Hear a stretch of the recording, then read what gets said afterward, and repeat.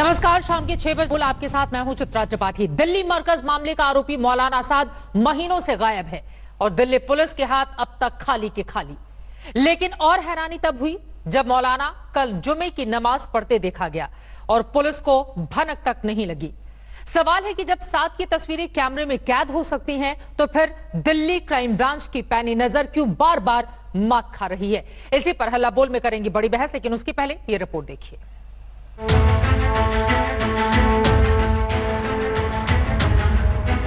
चेहरे पर मास्क, हाथ में चटाई, साथ में एक छोटा बच्चा।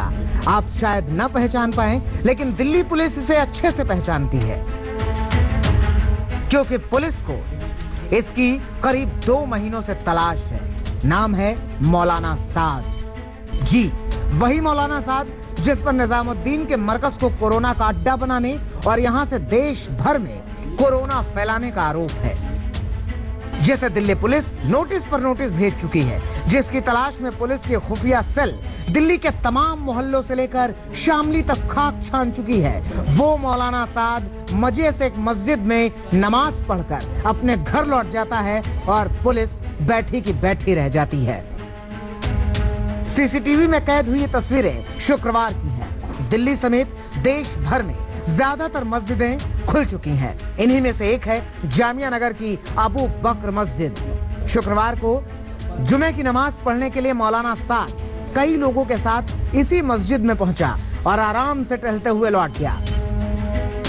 मस्जिद के सामने लगे एक सीसीटीवी कैमरे में मस्जिद से बाहर निकलते हुए मौलाना साद की ये तस्वीरें सीसीटीवी में कैद हुई हैं। मौलाना साद के साथ 20 लोग भी मौजूद थे। आज तक के हाथ सीसीटीवी लगा है, जिसमें साफ साफ आप देख पा रहे हैं कि मौलाना साद अबू बकर मस्जिद से बाहर निकल रहा है और उसके इर्द गिर्द 20 लोग हैं। अब क्राइम ब्रांच इन 20 लोगों की लिस्ट निकाल रही है जो मौलाना साद के साथ अबू बकर मस्जिद में पहुंचे थे।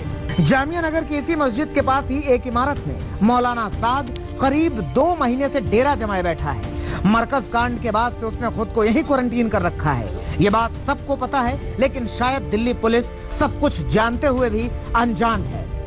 वैसे भी ये सच है कि साद ने कोरोना की दहशत का भी खूब फायदा उठाया। पुलिस उससे बार बार सरकारी लैब से कोरोना टेस्ट रिपोर्ट मांगती रही, लेकिन साद ने न तो रिपोर्ट दी न ये बताया कि उसने टेस्ट कराया भी है या नहीं।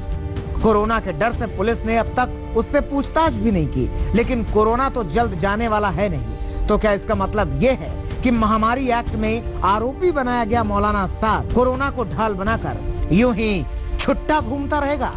दिल्ली से अरविंद ओझा के साथ आज तक ब्यूरो। मौलाना साद जिसके ऊपर कई आईपीसी की धाराएं लगाई गई हैं, गैर इरादतन हत्या का मामला जिसके ऊपर दर्ज है, उसके साथ क्या दिल्ली पुलिस चूहे बिल्ली का खेल खेल रही है? वो नमाज अदा करने के बाद वापस चला जाता है, लेकिन दिल्ली पुलिस के हाथ अब तक खाली के खाली।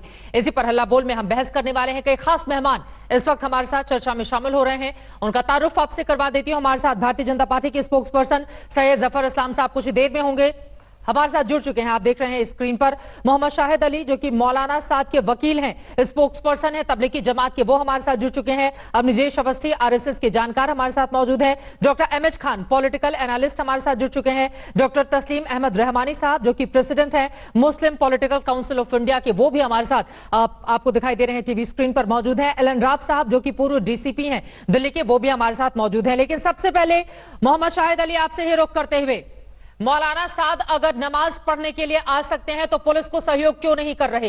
पुलिस कितने दिनों से तलाश कर रही है?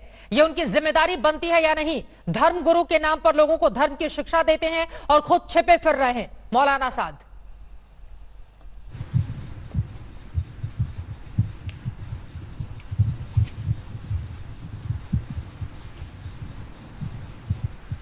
आप तक मेरी आवाज आ रही है मोहम्मद शाहिद अली? चलिए ठीक है, उनका मैं रुख करूंगी। लेकिन एलन राव साहब चूंकि पुलिस से जुड़ा हुआ मामला है, इस वजह से मैं जल्दी से आपका रुख कर लेती हूँ। ये दिल्ली पुलिस चूहे बिल्ली का खेल खेल रही है क्या?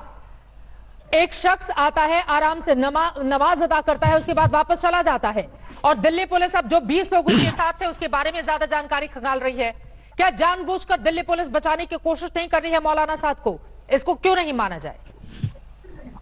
देखिए चित्रा जी, मैंने आज इसी केस से जुड़े हुए किसी ऑफिसर से बात की और उसकी जानकारी हासिल की है और मालूम ये चला कि इस केस से कनेक्टेड करीब 900 फॉरेनर्स के खिलाफ 900 फॉरेनर्स के खिलाफ डिफरेंट सेक्शंस में चार्जशीट ऑलरेडी दाखिल हो चुकी है और 47 केसेस की चार्जशीट अभी 47 केसेस जिसमें 900 आदमी इन्वॉल्व हैं उनकी चार्जशीट इसमें कोर्ट में हमने दिल्ली पुलिस ने फाइल कर दिया। क्राइम ब्रांच की इन्वेस्टिगेशन मैं आपको थोड़ा क्लियर कर दूं, क्राइम ब्रांच जब तक कोई सॉलिड एविडेंस किसी के खिलाफ नहीं होता है तो उसको तब तक अरेस्ट नहीं करती है।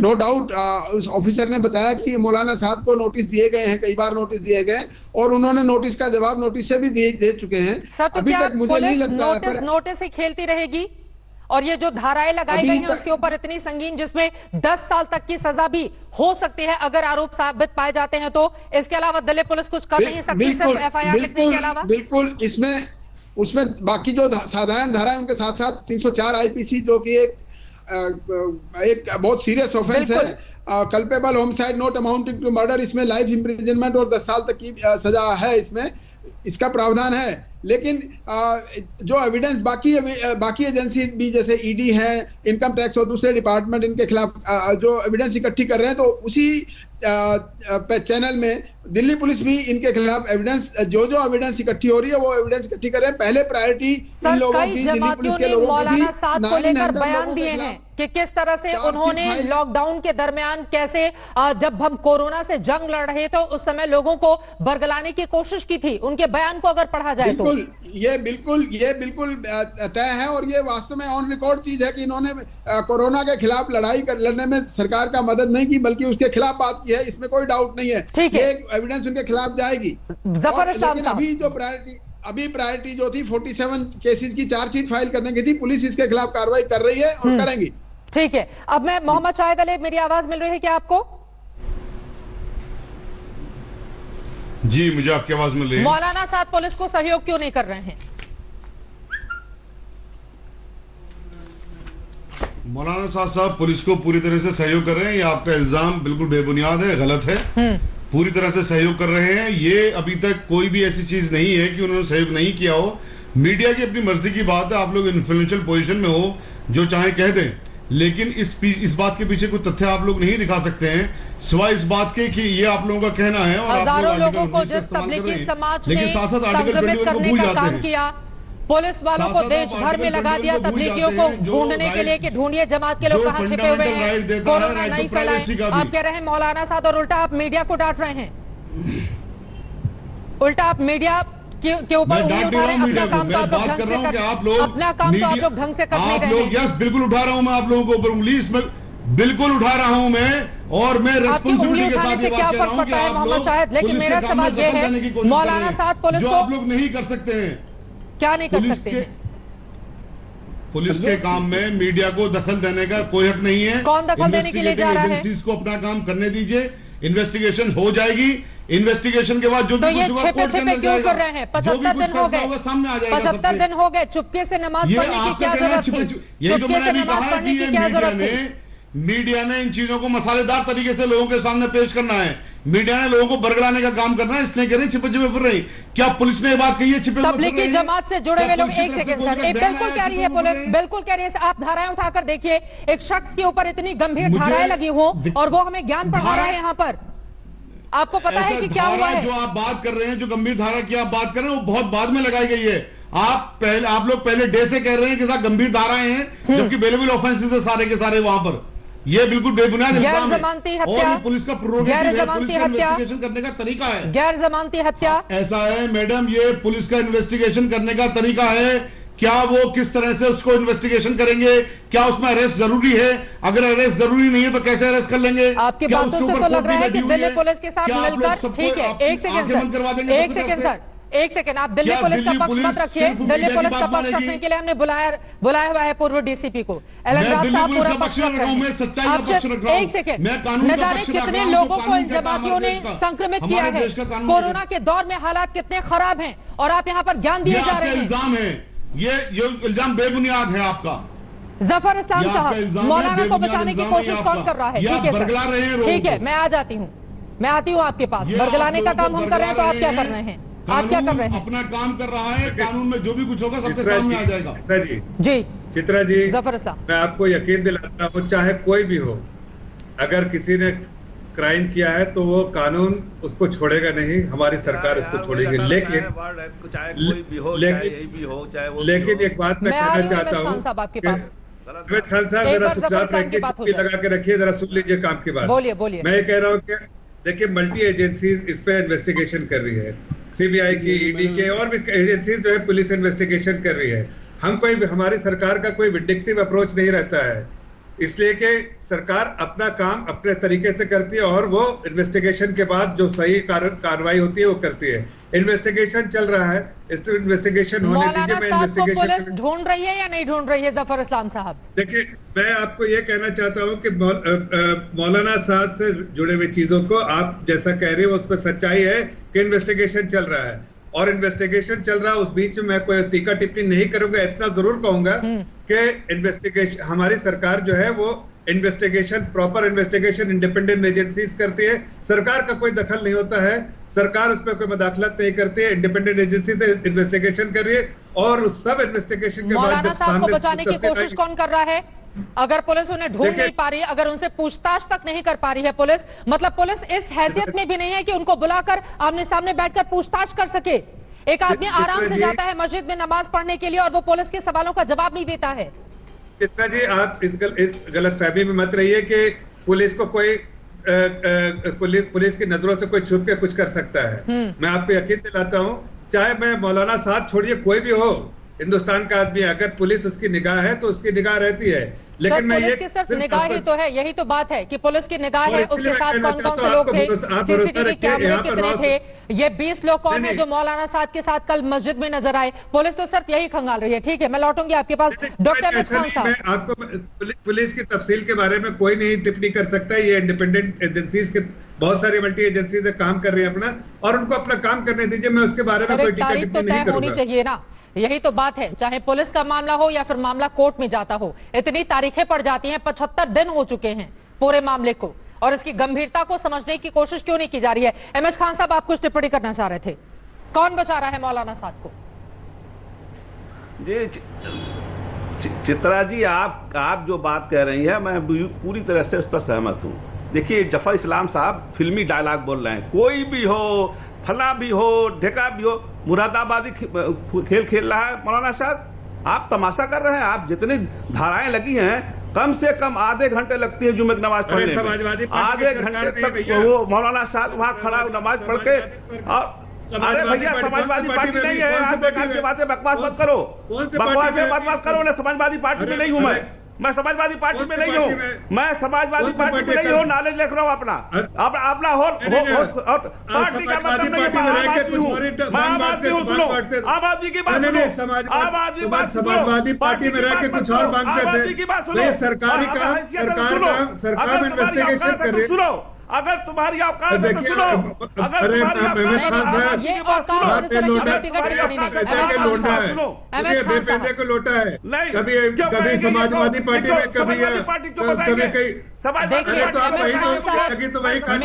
आपसे ये निवेदन है कि कृपया शब्दों की मर्यादा बनी रहे। किसी के ऊपर भी कोई भी टिप्पणी करे, लेकिन शब्दों की मर्यादा बनी रहे और एक एक करके अपनी बात रखें। मर्यादा तभी रखी जाएगी जब अगला मर्यादा रखेगा।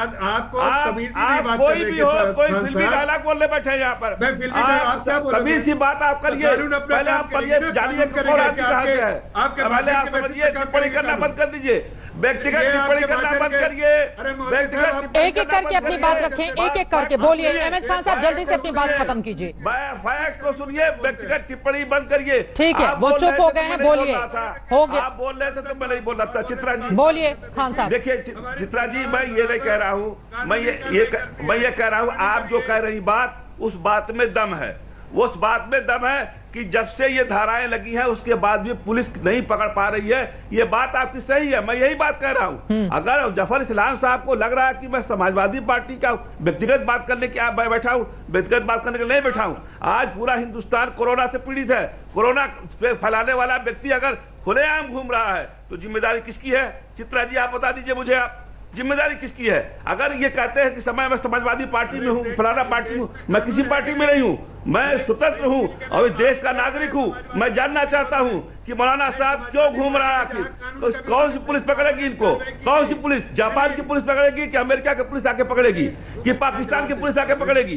अपनी कमियों को छुपाना ये भी एक देशद्रोह है, अपने आप को बचाना ये भी एक देशद्रोह है। मुलजिम को ना पकड़ पाना ये मिली भगत है चित्रा जी, ये पूरी तरह से दिल्ली पुलिस की और मौलाना साहब की मिली भगत है। और इस मिली भगत पे बोल लीजिए जफर इस्लाम साहब, लेकिन सच्चाई तो इस बात में है ना, उन्होंने फिल्मी डायलॉग की बात कही तो मुझे वो फिल्मों का सीन भी याद आ गया जिसमें पुलिस सब कुछ हो जाने के बाद सबसे आखिर में पहुंचती है।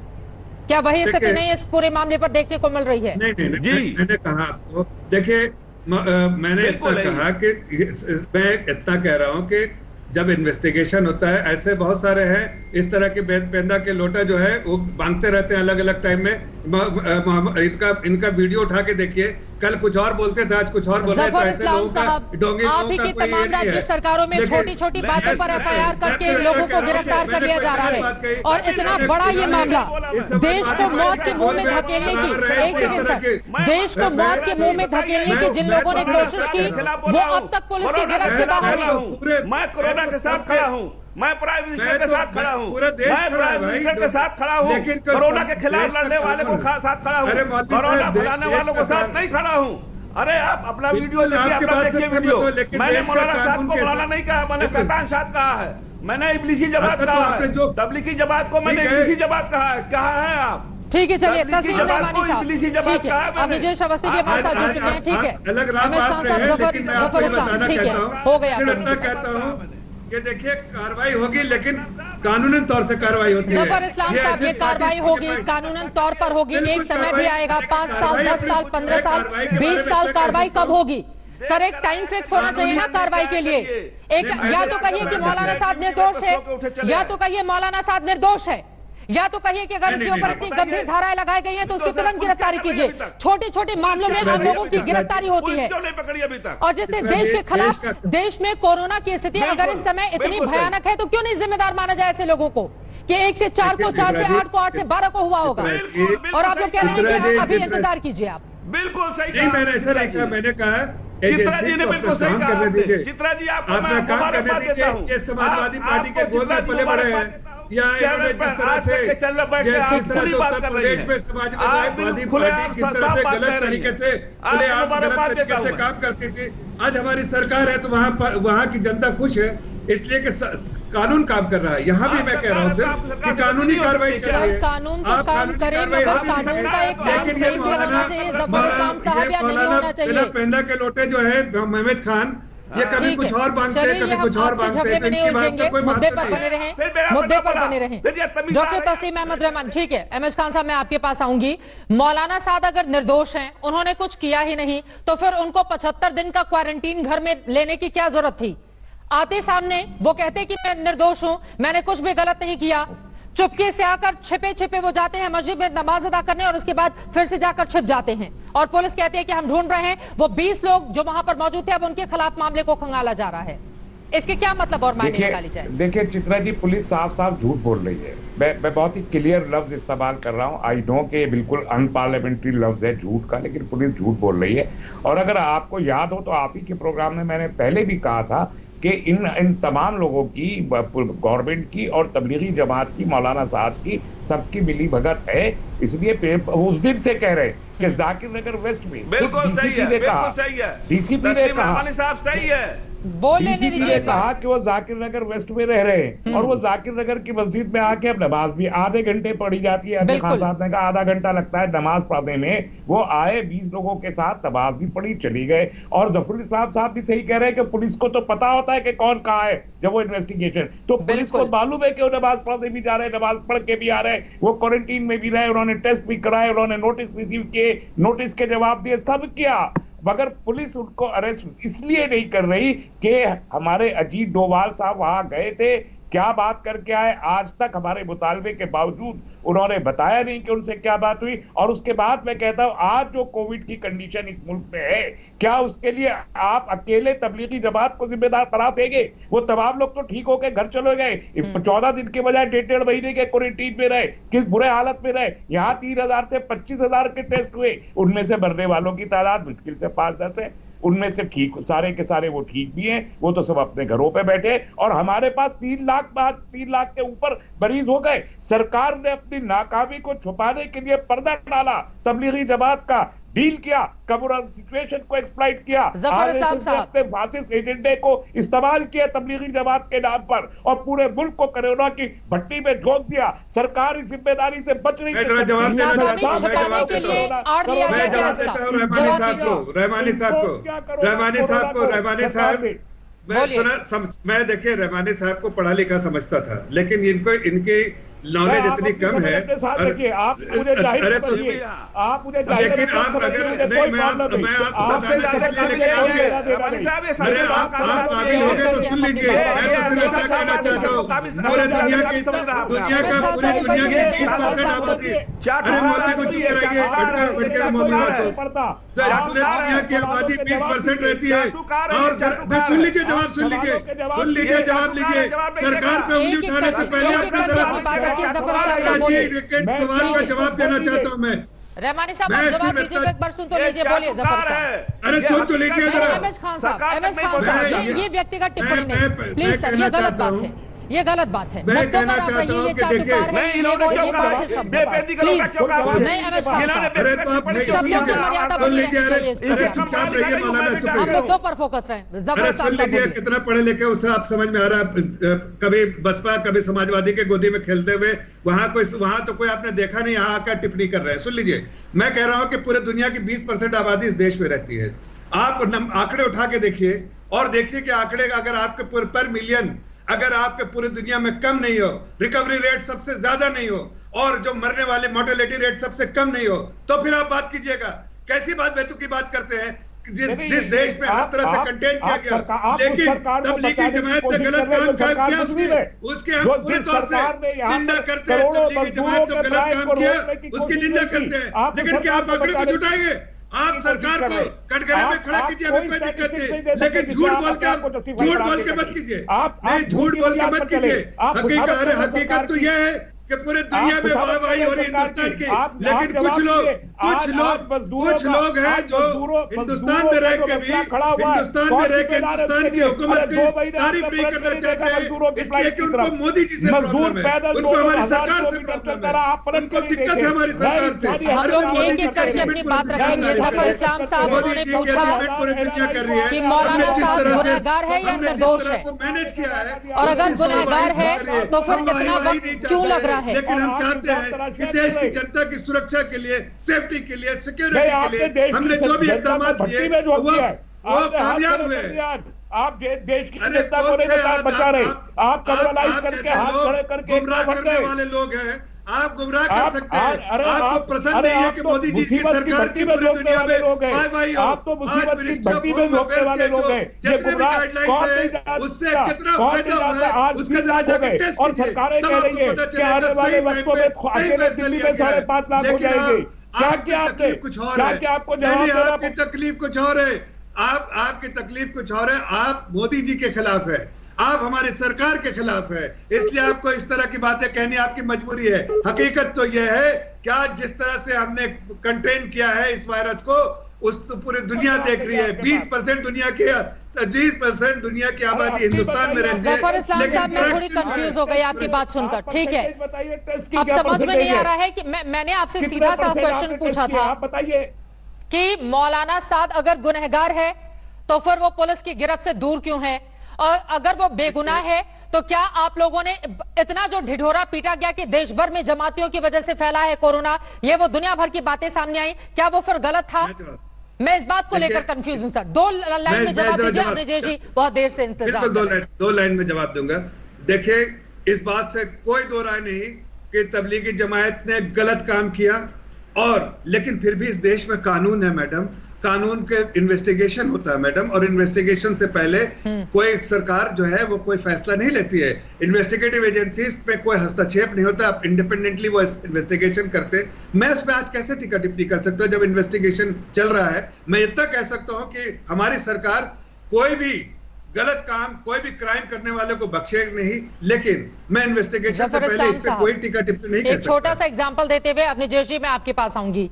उत्तर प्रदेश में एक पूर्व सीनियर आईएएस अधिकारी की ओर से सिर्फ कोरोना टेस्टिंग को लेकर क्वेश्चन पूछ लिया जाता है तो उसके खिलाफ एफआईआर दर्ज करा दी जाती है, उसके ऊपर गिरफ्तारी की तलवार लटकने लगती है। और यहां पर अगर देश विरोधी काम जिसने किया हो उसके खिलाफ आप कह रहे हैं कि जांच लगातार जारी है, फिर वो छुपने की कोशिश क्यों कर रहा है? ये बात समझ के परे है। अब सवाल यह है कि बचाने की कोशिश कौन कर रहा है? अब निजेश अवस्थी जी, अगर मौलाना साद निर्दोष है तो फिर ये जो 20 लोग उसके साथ कल मस्जिद में देखे गए उनके खिलाफ इन्वेस्टिगेशन क्यों शुरू हो गई? आखिर पुलिस क्या बताना चाहती है? चित्रा जी सबसे महत्वपूर्ण बात तो ये है कि मुझे अब तक ये समझ में नहीं आता कि जो लोग साद के पक्ष में बोलते हैं और उनको पकड़ क्यों नहीं पाती पुलिस पकड़ती क्यों नहीं है? जो ये तर्क देते हैं, मुझे ये लगता है कि जिसने गलत काम किया वो सामने क्यों नहीं जाता, ये बात क्यों नहीं बोलते? वो ये भी तो बोलनी चाहिए ना। जिसने पुलिस नहीं पकड़ पा रही, पुलिस नहीं पकड़ रही, या तो ये कह दें कि पुलिस नहीं पकड़ रही, जानबूझ के नहीं पकड़ रही, पुलिस इस सरकार की और साथ की मिली भगत है, ये कहें रहमानी साहब आज। लेकिन रहमानी साहब एक शब्द नहीं बोलेंगे। रहमानी साहब वो व्यक्ति हैं जिन्होंने तमाम तबलीगियों के गलत कुकृत्यों पर कहा था ये झूठी खबर है, ये कहा था कि कहीं कोई गाजियाबाद में किसी ने कोई गलती नहीं की, किसी ने किसी डॉक्टर को नहीं मारा, ये वो, और इसी चैनल पर बैठ के बोले थे तस्लीम अहमद रहमानी। लेकिन महत्वपूर्ण बात यह है कि पुलिस अपने तरीके से काम करती है, इस देश को, इस प्रशासन को संयम रख करके। ये तो सच है कि अब साथ भाग नहीं सकता, ये तो सच है कि साथ भाग नहीं सकता। साथ पर धाराएं लगाई गई हैं, साथ पर बाकायदा चार्जशीट हुई है। ये निश्चित है कि साथ पकड़ा जाएगा। सर पकड़ा जाएगा, कब पकड़ा जाएगा, यही तो सवाल है। बिल्कुल, वो भागने की कोशिश भी की थी। आपको ये मालूम है कि उसने भागने की कोशिश भी की थी नेपाल के रास्ते से, ये भी खबर आई थी, तमाम खबरें आई हैं। लेकिन बात ये महत्वपूर्ण ये कि अगर साद वास्तव में बहुत बड़ा धार्मिक गुरु है या बहुत अच्छा व्यक्ति है, कोई गलत काम नहीं किया, तो उसको आना चाहिए कि पुलिस मेरे खिलाफ आपने ये चार्जशीट की है, समन किया है, मैं आपके साथ जांच में सहयोग करना चाहता हूं, मैं आपके सामने हूं, बताइए मैं क्या कर सकता हूं। ये करना चाहिए कि नहीं करना चाहिए? बिल्कुल मोहम्मद शाहिद जी। चित्रा जी पहली बात तो ये है, जो अभी आप जो इल्जाम लगा रहे हैं कि नेपाल के रास्ते भागने की कोशिश की, वो बेबुनियाद इल्जाम आप ना लगाएं प्लीज। आप अच्छे इंसान हैं, ऐसी बातें आपको शोभा नहीं देती। देखिए अभी तक भी मौलाना साद साहब को किसी भी कोर्ट ने सारे आरोप बेबुनियाद, खुद जाकर के ये बात कहना सारे आरोप बेबुनियाद है, उसके खिलाफ वो जाकर के भाग गए हैं, ये बात बिल्कुल गलत है। और ऐसे अल्फाज मेरा ख्याल ये डिफेमेटरी है, सिलेंडरस हैं। ऐसे अल्फाज आपको नहीं बोलने चाहिए, किसी को नहीं बोलने चाहिए ऐसे अल्फाज। आर्टिकल 21 जो आपको राइट टू लाइफ की गारंटी देता है, फंडामेंटल राइट है, वो राइट टू प्राइवेसी की भी गारंटी देता है। ये मेरा ख्याल ये है कि प्राइवेसी का उल्लंघन कर रहे हैं आप। ये जो पुलिस नहीं कह रही कि वो एक्सपाउंडर है, मगर आपके चैनल के माध्यम से आप यहाँ पर डिबेट कर रहे हैं, व्हाट इज नॉनसेंस। मतलब ये मेरी समझ में नहीं आ रही क्या आप लोग इस तरह से गैर कानूनी चीजों को कैसे बढ़ावा दे सकते हैं, खासतौर चैनल के माध्यम से। कानून के अगेंस्ट जाकर कि मैं हाजिर हूं साहब। क्या अभी तक भी पुलिस ने या कोर्ट ने उनको भगोड़ा घोषित किया है? नहीं। उनका एक्सपेंडर घोषित किया नहीं। आप इस तरह के इल्जाम कैसे लगा सकते हैं? आपको दूसरे की प्राइवेसी की भी इज्जत करनी पड़ेगी मैडम। चित्रा जी, जिसने पूरे देश में कोरोना फैलाया हो, हिंदुस्तान में शुरुआती दौर में अभी तक जिन लोगों ने एक चेन बनने का काम किया हो, पुलिस वालों के लिए मुश्किलें पैदा कर दी हो, उन लोगों के ऊपर थूकने का काम किया हो, तबलीगी जमात से जुड़े लोगों ने। आप बैठकर यहाँ पर ज्ञान दे रहे हैं मोहम्मद शाहिद अली मुझे, इस समय आप मुझे ज्ञान दे रहे हैं, सीसीटीवी के जरिए उनकी फुटेज सामने आ रही है, वो भी 75 दिनों के बाद। वो मेल खेल रहे हैं, वो मेल खेल रहे हैं। चित्रा जी क्या सामने आकर क्यों नहीं कहते मीडिया से? अगर वो इतने बड़े धर्मगुरु हैं, एक सेकंड सर, इतने बड़े धर्मगुरु हैं, 14.5% मुस्लिम है इस देश में, सामने आकर बोले कि मैं निर्दोष हूँ, मैं पुलिस को पूरी मदद करूंगा, मैं पुलिस को पूरी मदद करूंगा, वो सामने आकर क्यों नहीं बोलते? सर ये कानून को अपने हाथ में लेना, ये जो वकालत की पढ़ाई है ना, एक सेकंड मोहम्मद शाहिद अली, ये जो कानून पढ़ा रहे हैं ना, ये आप कोर्ट के अंदर पढ़ाइएगा।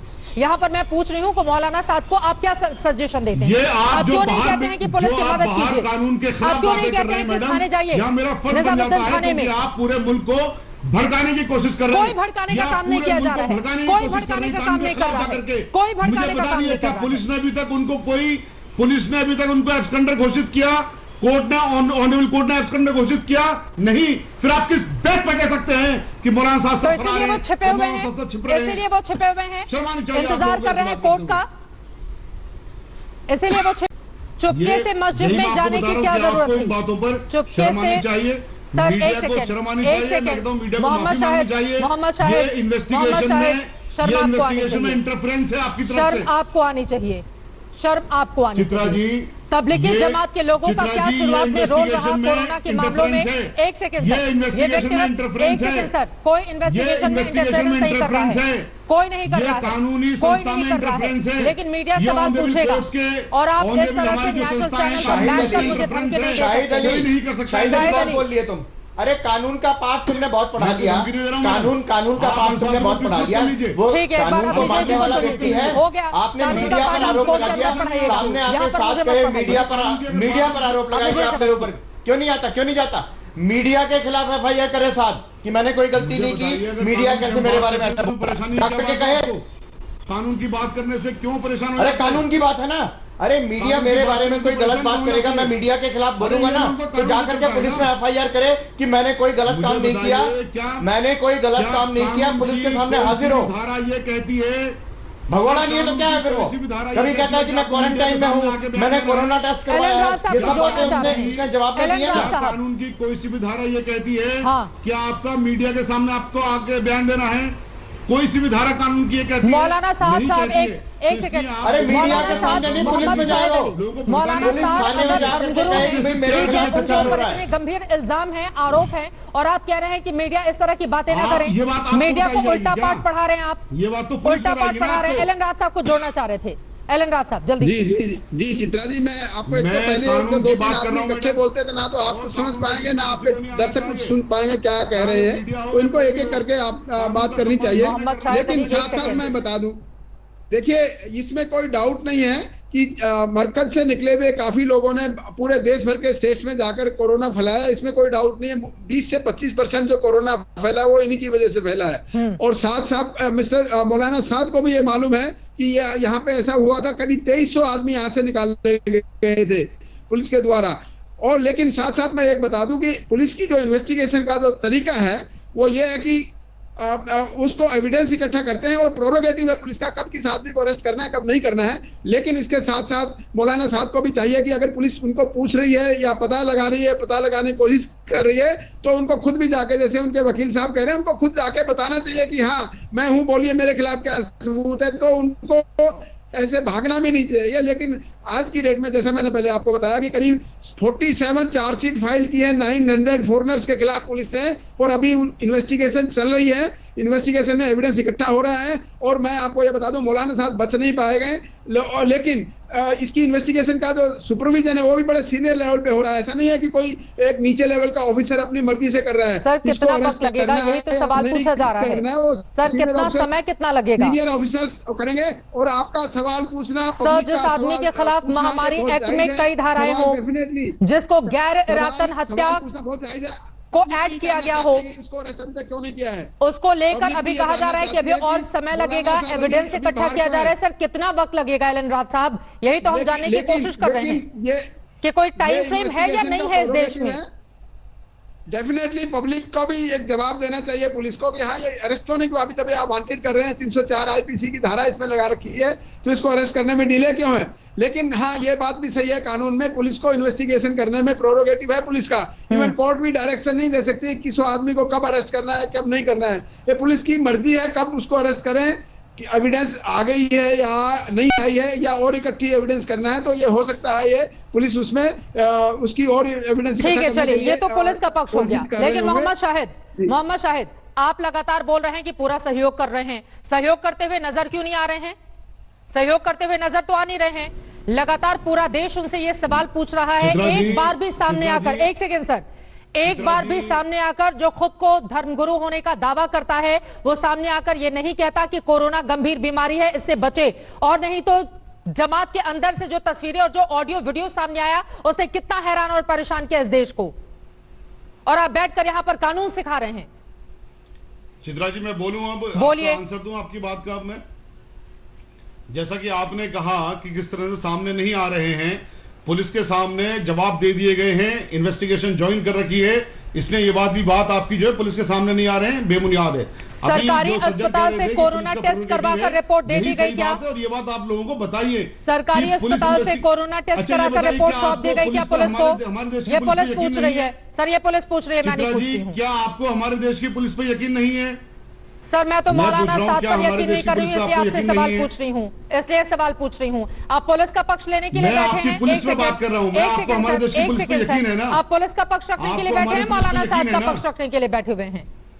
आप पुलिस का पक्ष ले रहे हैं, मौलाना साहब का पक्ष ले रहे हैं? मैं बता रहा हूँ कि इन्वेस्टिगेशन हो रही है, कानून की इज्जत, मेरा पक्ष है कि कानून की इज्जत सबने करनी चाहिए, चाहे वो इन्फ्लुएंशियल पोजीशन में मीडिया ही क्यों ना हो, सबको उसकी इज्जत करनी चाहिए। मीडिया पर आ गए, कानून अपना काम आप कर रहा है, खुद अपना काम कर नहीं रहे ढंग से, खुद मौलाना साहब सामने आकर नहीं बता रहे हैं कि मैं पूरा सीसीटीवी फुटेज के जरिए उनकी तस्वीरें सामने आ रही हैं। बाकायदा ऑडियो जारी की और ये कहा कि आप लोग कानून की इज्जत करिए, आप लोग मस्जिदों में मत आइए, और जिस ऑडियो के बेस पर उनको गुनहगार बनाया गया है वो ऑडियो अपने आप में संदेह के दायरे में है। उस ऑडियो के पीछे इंडियन एक्सप्रेस ने न्यूज छापी थी, वो ऑडियो डॉक्टर्ड है, बाद में दिल्ली पुलिस ने उसका खंडन किया, वो सीएफएसएल के लिए गई हुई है, उसकी सीएफएसएल की रिपोर्ट आ जाएगी। अरे आप भी कह देते कि वो ऑडियो गलत है, आप भी सीएफएसएल की रिपोर्ट का इंतजार कर रहे हैं, आप भी बोल देते, आपको खुद तो भरोसा है नहीं, आपको खुद तो भरोसा है नहीं, आप कैसे वकील हैं मैं हैरान हूं।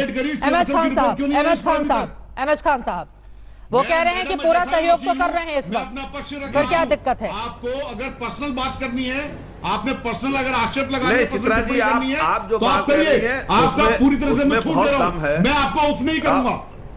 मोहम्मद शाहिद अली, आपको ऑफ करने की जरूरत भी नहीं है, और मैं पर्सनल टिकट टिप्पणी नहीं करूंगा। एक सेकंड, आपकी बात आखिरी दम तक करता रहूंगा मैं कानून की बात। मेरा नाम डॉक्टर एमएच खान है, साहिब साहब आपका नाम नहीं है, आपका नाम नहीं है डॉक्टर एमएच खान। मुझसे सवाल किया गया, मुझे जवाब देने दीजिए। देखिए चित्रा जी जो कह रही है मैं बिल्कुल उससे सहमत हूँ। देखिए आपने अपने चैनल को क्यों डाउनग्रेड करना चाहते हैं ऐसे लोगों को बुलाकर? आपसे मुखातिब नहीं होना, इंसान के साथ में बदतमीजी करते हैं ये साहब, ऐसा नहीं होना चाहिए। आज तक चैनल हिंदुस्तान का लीडिंग चैनल है ये साहब, मैं बदतमीजी नहीं। जैसे आपने कानून की बात बताई और ये कहा कि सबको अधिकार मिला हुआ है, सर उनकी आवाज क्यों दबाने की कोशिश कर रहे हैं? उनको भी सुन लीजिए, एमएच खान साहब को। मैं चित्रा जी कोई आवाज दबाने की कोशिश नहीं करता हूँ। देखिए ये इल्जाम जो लगा रहे हैं, देखिए यही चरित्र है, मैं आप भी तबलीगी जमात का यही चरित्र है। देखिए ये तबलीगी जमात का यही चरित्र है, तबलीगी जमात का तबलीगी जमात का यही चरित्र है। एक एक लोग अपनी बात बोले, दोनों लोग साथ में बोलेंगे तो मुझे भी समझ में नहीं आएगा, दर्शकों को भी। एमएच खान जल्दी अपनी बात खत्म कीजिए।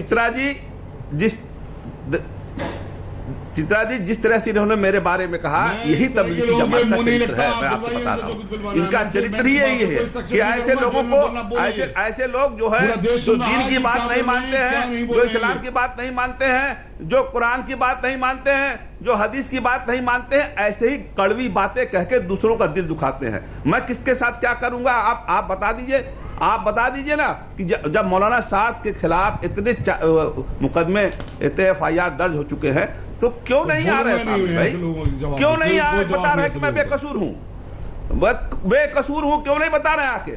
और चित्रा जी का सवाल करना वाजिब है, मीडिया बिल्कुल सही सवाल कर रही है और सही जवाब देने के लिए आपके पास जवाब नहीं है। आप बताते हो कि ऐसे लोगों से झगड़ा करता हूँ, झगड़ा करने मुझसे आप इसी तरह की बात कर रहे हो। आप बताओ ना, मौला अली को मानते हो आप बताओ ना कि आप क्या नाम है, गौस पाक को मानते हो आप? आप किसको मानते हो? आप मानते ही नहीं हो। मौलाना आप किन किताबें लेके चलते हैं? ठीक है, मोहम्मद शाहिद अली। मौलाना मौलाना साहब हैं कहाँ वैसे? मौलाना साहब और मौलाना साहब कहाँ चित्रा जी पर? डिबेट रिलीजियस पॉइंट पर हो रही है। मौलाना साहब कहाँ रिलीजियस पॉइंट पर पे हैं? करेंगे, वो मुसलमान ही नहीं है। मौलाना साहब इस वक्त कहाँ पे हैं? चित्रा जी अभी आपने नहीं शुरू में मानते। चलाया कि मौलाना साहब कल नमाज पढ़ने गए हुए हैं। कल गए थे, आज अभी कहाँ हैं आपने वो? चलाया टेलीविजन पर हाँ, यही सर। कि मौलाना साहब कल नमाज पढ़ने गए हुए ये हैं। हाँ। चित्रा आप जी, टेलीविजन पर ये लगातार सब दिखा रहे हैं बात तो मौलाना सर, साहब अपने घर में मैं हैं। पूछ रही हूँ कि अभी कहाँ हैं? तो कौन से ये घर में? बड़ी विचित्र सर, सी कौन बात से है, घर फिर भी में? आप पूछते हैं मौलाना साहब कहाँ हैं? वो नमाज पढ़ने के लिए एक मस्जिद में अभी गए थे, वो आपने खुद एड्रेस दिखाया है हमारे पास मौलाना है। साहब जाकिर नगर में शुक्रवार को मस्जिद में जुमे की नमाज पढ़ने नमाज, गए हैं। तो क्या वो जाकिर आपने नगर में दिखाया है? मैडम। मोहम्मद शाहिद अली, क्या वो मैडम, जाकिर आपने नगर में? दिखाया, क्या वो जाकिर कल ही नगर में शुक्रवार है? था। क्या वो जाकिर नगर में है? मैं तो ये पूछ रही हूँ। मैडम बिल्कुल, अभी आपने ये खुद दिखाया है कि जाकिर वो नगर जाकिर में नगर अपने में घर पर नमाज है। पढ़ने गए हैं जाकिर नगर में और अपने ये घर पर पुलिस की हैं। नोटिस में है, कहां पर है, पुलिस को लिख के दिया हुआ है, कहां पर है, सारी चीजें इन्वेस्टिगेशन का पार्ट है। हाँ। इन्वेस्टिगेशन ज्वाइन कर रहे हैं और आप खुद दिखा रहे हैं वो कहां पर है, फिर आप मुझसे सवाल पूछ रहे हैं। सर, चित्रा हमने जी, तो बड़ी एक विचित्र सी मस्जिद बात दिखाई, लगती है। मस्जिद का एड्रेस बताया। आप जैसे अब सीनियर मस्जिद में लोग तो वो इस तरह की रहते नहीं बातें होंगे। पूछेंगे सर, मस्जिद में तो वो रहते नहीं होंगे। मैंने तो उनके घर का एड्रेस पूछा कि वो कहाँ पर है। जफर साहब, मैं आपके पास आऊंगी, अपनी जेश अवस्थी को जोड़ना आपने चाहूंगी। बताया है और कि रहमानी वो साहब, मैं तुरंत अपने आती हूँ घर आपके से- पास। इसी चैनल पे भरोसा कर रहे हैं ना आप। सर, बहुत सारे उनके घर हैं, मुझे कहाँ पता कि वो कौन से घर पे हैं। बहुत सारे उनके घर पे हैं, मुझे घर हैं। मस्जिद में नमाज पढ़ने गए, हाँ तो ये सारी चीजें हैं मैडम। ऐसा नहीं है कि बहुत सारे घर सर, हैं। ये बता वो के मालूम नमाज है कहाँ पढ़ने पर नहीं गए हैं। थे। पुलिस को मोहम्मद भी शाहिद मालूम है, अली आपको भी मालूम है, सबको बताकर मालूम है। नमाज पढ़ने नहीं गए थे। ये सीसीटीवी this is कैमरे में within the वीडियो domain। आया है उनका। ये सीसीटीवी सबकी कैमरे में वीडियो बता आया है दूं, उनका। इससे लोगों को मैं पता आपसे चला कि वही मौलाना कह रहा साहब हूं, नमाज आर्टिकल पढ़ रहे 21 हैं। कॉन्स्टिट्यूशन ठीक का है, चित्रा अभी जी जेश कहता अवस्थी। है कि right to life fundamental right है और राइट टू लाइफ इंक्लूड करता है राइट टू प्राइवेसी का। आप उल्लंघन नहीं कर सकते, कोई उल्लंघन नहीं कर कोई उल्लंघन नहीं कर रहा है, लेकिन दूसरों को बीमार बनाने का उल्लंघन जो तबलीगी जमात ने किया है, वो शाहिद अली, आप मुझे वो शाहिद अली, हमने खुद अपनी रिपोर्ट में दिखाया था। तबलीगी, एक सेकंड मोहम्मद शाहिद अली, बहुत बोल चुके हैं आप, बहुत बोल चुके। आपको पता है जिस दिन तबलीगी जमात से तबलीगियों को निकाला गया था, किस तरह से सड़क सड़क पर वो थूकते हुए नजर आए थे। वहां के डॉक्टर्स डरे हुए थे जो उनको निकालने का काम कर रहे थे। क्या बात कर रहे हैं आप?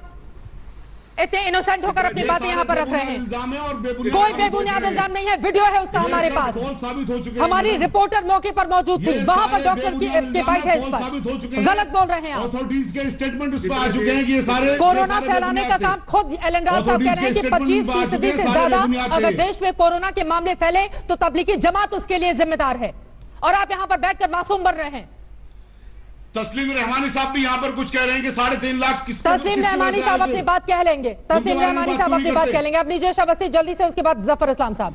अभी आपने एक डिबेट में जो सज्जन है उनका नाम लिया, मैंने दूसरे का नाम ले दिया। चित्रा जी, मैं एक सामान्य सी बात कर रहा हूँ। अभी अभी जैसे इन्होंने कहा कि मीडिया ने दिखाया कि वो वहां पे गए हैं, मीडिया पे भरोसा भी एक सामान्य सी बात है। ये राइट टू प्राइवेसी उस व्यक्ति के लिए होता है जो कानून का उल्लंघन नहीं करता है। अगर साथ के खिलाफ कुछ आरोप हैं, कुछ धाराएं हैं, चार्जशीट लगी हुई है, उनके खिलाफ समन है, तो उनको स्वयं जाना चाहिए। और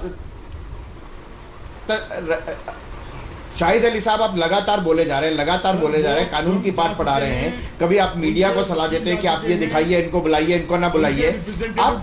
आप ऐसा है, आप एक काम करिए, आपने तमाम रिपोर्ट्स को, मीडिया की तमाम रिपोर्ट्स को आज मौलाना साहब को दिखाया, तो आपको मीडिया पे भरोसा है कि आप कह रहे हैं कि मीडिया ने दिखाया, आपने तो दिखाया कि वो मस्जिद गए थे और मीडिया दिखा रहा है कि वो थूक रहे थे तबलीगी, तो आपके लिए वो ठीक है। अपने जैशी माफी के साथ यहाँ पर बीच में आपको रोकना पड़ा है। ये अगर जिम्मेदारी बनती है एक तरफ तो पुलिस की भी कि आखिर पुलिस की गिरफ्त में क्यों नहीं आ रहा है मौलाना साहब, तो वहीं मौलाना साहब के वकील जो लगातार मासूम बनकर इस बात का दावा कर रहे हैं कि मौलाना साहब पूरा सहयोग कर रहा है, तो फिर मौलाना सामने क्यों नहीं आकर अपनी बात कहता है। यहीं से चर्चा में आगे बढ़ेंगे। 5 नोटिस मौलाना साहब को भेजा गया। 700 से ज्यादा जमातियों के खिलाफ चार्जशीट दाखिल हो चुकी है। पुलिस की जांच लगातार जारी है, लेकिन मौलाना साहब अभी भी पुलिस की गिरफ्त से बाहर है। इसी को लेकर हल्ला बोल में हम बहस कर रहे थे। जल्दी से जफर इस्लाम साहब, आपसे मेरा ये सवाल है, कब पकड़ा जाएगा साद? देखिए चित्रा जी, मैं अभी जो मिस्टर शाहिद है बार बार ज्ञान दे रहे थे हमें कि कानून का पाठ पढ़ा रहे थे हमें। मैं तो सिर्फ पूछ रहा हूँ कि article 21 right to freedom, right to privacy, सबका जिक्र किया। उन्हें ये भी तो मालूम है कि इसी में प्रेस भी कवर है, और प्रेस के बारे में इतना उंगलियां उठा रहे प्रेस के बारे में।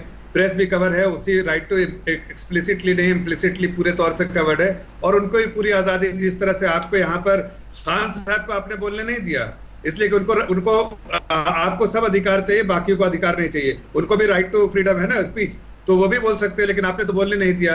हकीकत तो यह है कि देखिए, मैं इतना कहना चाहता हूं चित्रा जी कि जैसा मैंने फिर से दोहराया कि हमारे सरकार विंडिक्टिव सरकार नहीं, लेकिन कानून का उल्लंघन कोई करे, कोई क्राइम करे, उसको कानूनी तौर से उसका इन्वेस्टिगेशन होगा। मुझे लगता है कि कम से कम एक समय सीमा निर्धारित हो ही जानी चाहिए, ताकि कानून भी समय के भीतर ही अपना काम करे और पुलिस भी समय के भीतर ही किसी भी तरह की गिरफ्तारी करे, क्योंकि इस तरह की छूट विशेष लोगों को दी जाती है। अगर कोई आम नागरिक होता है तो इसके ऊपर किसी भी छोटी सी धारा लगाकर उसको सलाखों के पीछे भेज दिया जाता है। देश सबके लिए बराबर होना चाहिए, इस बात को गंभीरता से समझना होगा। नमस्कार, मैं हूं अंजना ओम कश्यप। हमें उम्मीद है ये वीडियो आपको पसंद आया होगा।